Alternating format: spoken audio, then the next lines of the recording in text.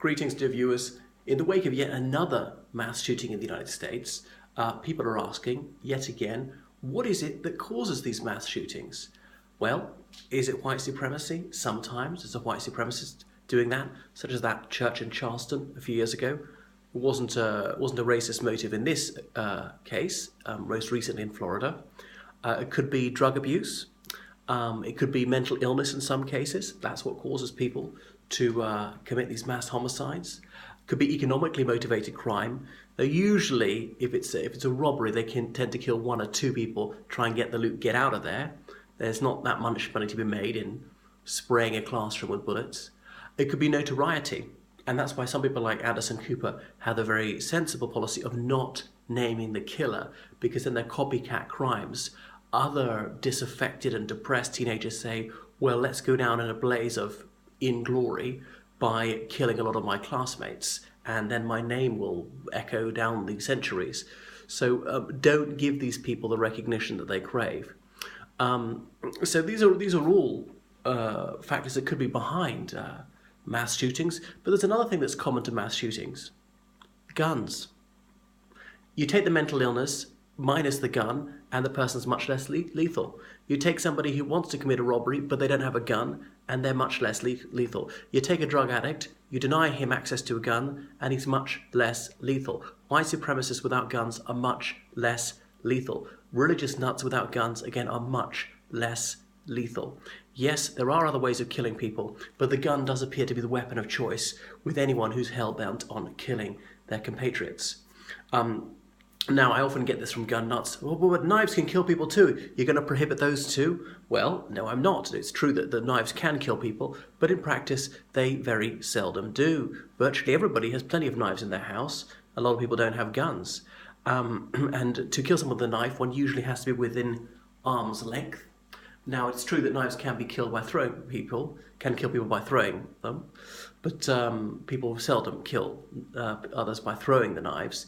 So if somebody has a knife, one has the option to try and wrestle the knife on that person. One could run away. The person carrying the knife is going to be that bit slower for carrying it. So knife attacks need to be much more survivable. Anyway, I know we can't ban everything, but we can ban some things. I know you might say, but you can kill me with your bare hands. Yes, that's true. We're not born with guns as part of our body. We are born with hands. Knives have other peaceful purposes. Hands have infinite peaceful purposes. Guns do not. They're to kill people, kill animals. And incidentally, I don't object to killing animals for sport or for meat or anything like that, so long as they're not endangered species. This is not a left-right issue. The gun nuts will always try and distract from the substantive issue by trying to say, oh, it's a left-wing conspiracy. One could be a right-winger or a left-winger and want guns restricted. Someone could be left-wing in every respect and want no gun control. Right? It's not a left-right issue. I have to say it again. I mean, the American revolutionaries back in the 18th century, I suppose by definition, they were left-wing. Revolutionaries almost always are, because they seem to be against the established authorities, against monarchy and so forth. And often they were working-class people feeling they'd have more wealth for themselves. So I suppose that was left-wing. Anyway, look at Thatcher, Conservative Prime Minister, perhaps the most right-wing Prime Minister the United Kingdom ever had. And she brought in stringent gun control. There was a hunger massacre in the United Kingdom about 1988, and about 20 people were shot dead, and guns were restricted then. So there are many more examples like that. Reagan, a right-winger, he wanted gun control. John Howard in Australia, he was a right-winger. He introduced far-reaching gun control, things like that. So all sorts of false tales are put out by the gun nuts, trying to say that the FBI instigated this, that killer was a patsy, or that they deliberately ignored warnings. Now, the FBI gets myriad tip-offs every week, many of them completely bogus, so they don't have time to chase them all up. And how good is the information? One person said he's going to shoot people with no corroborating information. That's not a grounds for jailing somebody.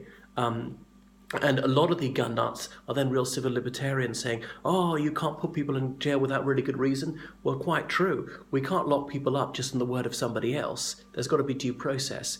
And one report certainly doesn't prove that someone's going to go and kill someone. We can't read his mind.